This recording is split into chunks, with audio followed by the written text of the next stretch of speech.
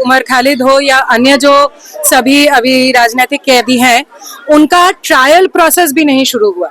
मतलब उनकी जो केस की सुनवाई है, उन्होंने क्या किया नहीं किया, चार्जशीट में क्या लिखा है, उसकी जो केस की सुनवाई है, ट्रायल है, उसका भी अभी तक कुछ शुरू नहीं हुआ और उनको बेल नहीं दी जा रही है।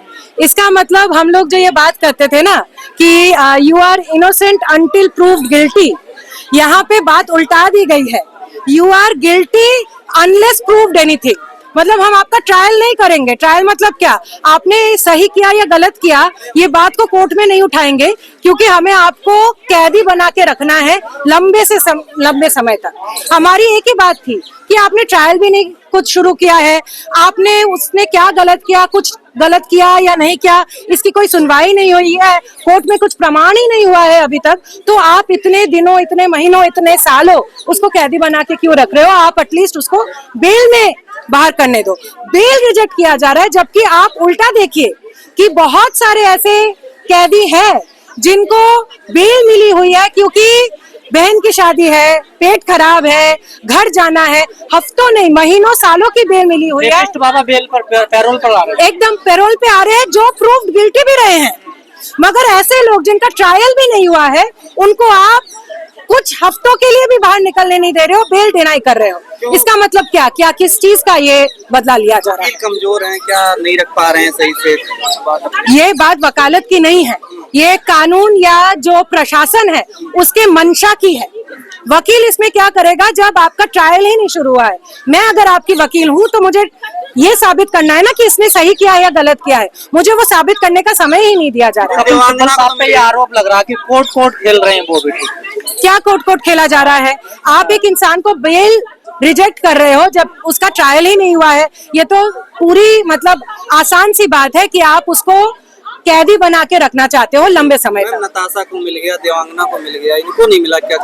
एक ही चक्कर है, वो है कि जो हमारे देश के माइनॉरिटी से आए हुए लोग हैं उनको आप सबक सिखाना चाहते हो कि आपने क्यों बात रखी, और केवल मात्र उनको नहीं, उनके जरिए पूरे देश के अन्य लोगों को एक मैसेज दिया जा रहा है कि देखिए ये हम कर सकते हैं। तो ये डराने धमकाने का टैक्टिक्स है। यहाँ पे कोई कानून नहीं खेला जा रहा है, यहाँ पे बेसिकली एक तरीके से डराने धमकाने का एक माहौल बनाया जा रहा है। मगर ये भी सच्चाई है कि ये बात अभी समाज के, देश के अधिकतर लोगों को समझ आ रहा है कि यहाँ पे क्या चल रहा है। बीजेपी चाहती क्या है, मनसा क्या है? बीजेपी एक ही चीज चाहती है, वो है कि एक बड़े हिस्सा को डराकर धमकाकर रखा जाए कि आप अगर हमारे खिलाफ आवाज उठाओगे और स्पेशली अगर आप माइनॉरिटी का हिस्सा हो तो आपके साथ ये किया जाएगा।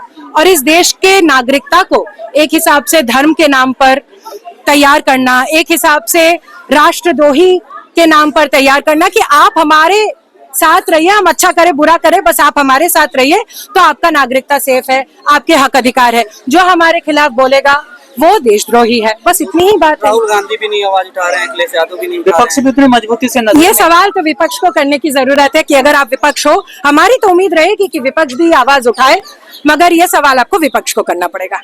मुस्लिम कम्युनिटी से 24 सांसद हैं, क्या वो आपके समर्थन में हैं? उम्मीद है वो हमारे समर्थन में रहेंगे, बिल्कुल, मगर उनसे ये सवाल करने की जरूरत है।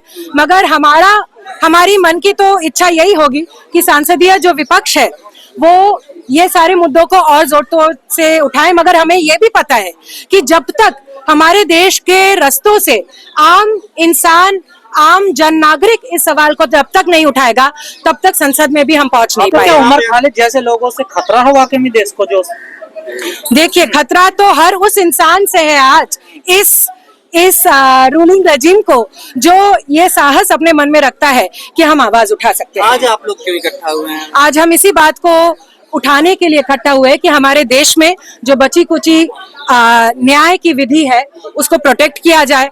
अगर किसी का ट्रायल नहीं शुरू हुआ है तो उसको बेबुनियाद बेल रिजेक्ट ना किया जाए, जो कानूनी कार्रवाई है उसको ठीक तरीके से उठाया जाए।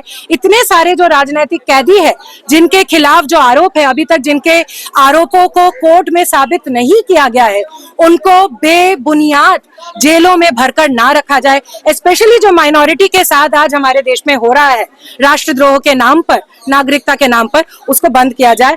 आज इधर इकट्ठा होने का एक ही कारण है, जितना हमारा देश का बचा कुचा जनतंत्र है उसको जनता को बचाना पड़ेगा। अदालतें ठीक से काम नहीं कर पा रही हैं, किसी के दबाव में है? ये तो बहुत मतलब बहुत साफ है। ये जो मैं बार बार बोल रही हूँ, बिना ट्रायल के इतने सालों अगर किसी को बेल नहीं मिल रहा है, जबकि दूसरी तरफ हमने देखा है कि और संगीन अक्यूज्ड को पैरोल में निकाल दिया जा रहा है, तो समझ में आ रहा है कि अदालतों पर कुछ ना कुछ चीज का दबाव है। तो क्या अदालतों के पास टाइम नहीं है उमर खालिद की फाइल पढ़ने का, और अभी ट्रायल भी शुरू नहीं कर पाए? ये सवाल तो मुझे लगता है आपको अदालत के जो लोग हैं उनसे पूछना चाहिए। हम तो फैक्ट पर बात कर रहे हैं कि ट्रायल अब तक नहीं शुरू अब हुआ। सुप्रीम कोर्ट में है मामला, आप क्या उम्मीद है सुप्रीम कोर्ट से आपको? हमारी तो जरूर उम्मीद है, मगर हमारी उम्मीद इस पर है कि अगर हमारे देश में जो जनतंत्र है, जनता जब तक ये आवाज नहीं उठाएगी तब तक कोर्ट या ये जो रूलिंग रजीम है वो इसी तरीके से व्यवहार करेगा। इसलिए आज हम सड़कों पर है, क्योंकि जनतंत्र को अगर बचाने का काम आज कोई कर सकता है तो उस जनतंत्र का जन करेगा। क्योंकि जो डेमोक्रेटिकली इलेक्टेड गवर्नमेंट है वो कितना डेमोक्रेटिक है वो समझ आ रहा है। तो अभी डेमोक्रेसी को बचाने के लिए जो डेमोस है, जो जन है, उसको उतरने की जरूरत है। ये बचा कुचा लोकतंत्र मोदी जी के आने के बाद तो मजबूत लोकतंत्र हुआ, देखो आप भी आवाज उठा रहे हो। मोदी जी कहते हैं कि ये तो जननी है लोकतंत्र की। आज जो ये प्रोग्राम भी हो रहा है, इसका भी परमिशन हमें 7 दिन 10 दिन पहले लेना पड़ रहा है। आज कोई भी जगह पर प्रोटेस्ट करने के लिए आपको 10 दिन 15 दिन पहले परमिशन लेनी पड़ती है। वो भी आपको किस चीज पे प्रोटेस्ट करने देगा नहीं देगा उसकी भी आपको दे दिया जाता है, ये कर सकते हो ये नहीं कर सकते हो। तो क्लियरली जनतंत्र पर एक हमला तो जरूर है। 5 साल में एक बार चुनाव कर देना, और वो चुनाव भी किस तरीके से हो रहा है वो उसमें तो नहीं जा रहे हैं, मगर 5 साल में एक बार चुनाव करना केवल मात्र हमारे देश में जनतंत्र का पैमाना नहीं था।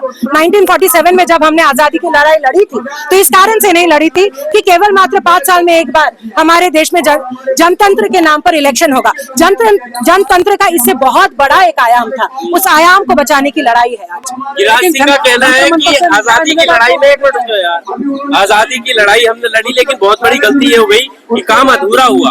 जिनसे सबसे ज्यादा दिक्कत है उन सबको भेज देना चाहिए था पाकिस्तान। देखिए, आजादी की लड़ाई आज नए सिरे से हमें लड़ने की जरूरत है। किसको कहाँ भेजना है ये सवाल नहीं है। बस सबसे बड़ी बात है कि इस देश का हर एक नागरिक, जो स्पेशली इस देश का किसान है, मजदूर है, छात्र है, नौजवान है, उसको इस देश में हक अधिकार जब तक नहीं मिल रहा है तब तक इस देश में आजादी की लड़ाई अधूरी है। हम किसी को कहीं नहीं भेजना चाहते, हम सबको इसी देश में उसका हक और उसका अधिकार दिलाना चाहते हैं। ये जंतर मंतर से न्याय मिलेगा, कोर्ट से मिलेगा? दर्जनों बार आए हैं जंतर मंतर को। न्याय तो जमीन से ही मिलेगा, जनता से मिलेगा। जनता जैसे जैसे इकट्ठा और होती जाएगी, न्याय के दरवाजे खुलते रहेंगे। एक ही तरह से इसको देखा जा सकता है। अगर कानून की भी बात करें, हमें पता है कि इन सभी लोग, उमर खालिद हो या अन्य जो सभी अभी राजनीतिक कैदी हैं, उनका ट्रायल प्रोसेस भी नहीं शुरू हुआ।